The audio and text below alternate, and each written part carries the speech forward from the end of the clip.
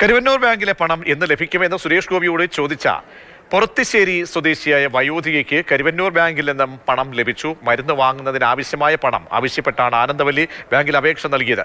ഇനിയും ആവശ്യപ്പെടുന്നതിനനുസരിച്ച് പണം നൽകാമെന്ന് ബാങ്ക് അധികൃതർ അറിയിച്ചതായും ആനന്ദവല്ലി പറഞ്ഞു. MS ലിഷോയി ചേരുന്നുണ്ട്. ലിഷോയി, സുരേഷ് ഗോപിയോട് ചോദിക്കേണ്ടി വന്നു ബാങ്കിന് ഏതൊക്കെ ശ്രദ്ധയിൽപ്പെടാൻ. ഇപ്പോൾ ലഭിച്ചിരിക്കുന്ന ആശ്വാസം എന്താണ്? 4 മാസം മുൻപാണ് ആനന്ദവല്ലി ഈ ബാങ്കിലെത്തി 10,000 രൂപ ആവശ്യപ്പെട്ടിരുന്നത്. അതിനുശേഷം അത് ലഭിച്ചിരുന്നില്ല. കരുവന്നൂർ ബാങ്കിലെ പണം എന്ന് ലഭിക്കുമെന്ന് കഴിഞ്ഞ ദിവസമാണ് സുരേഷ് ഗോപിയോട് കലിംഗ് സഭയിൽ, അതായത് കലിംഗ് ചർച്ചയിൽ ഈ ആനന്ദവല്ലി എന്ന് പറയുന്ന പൊറത്തുശ്ശേരി സ്വദേശി ചോദിച്ചത്.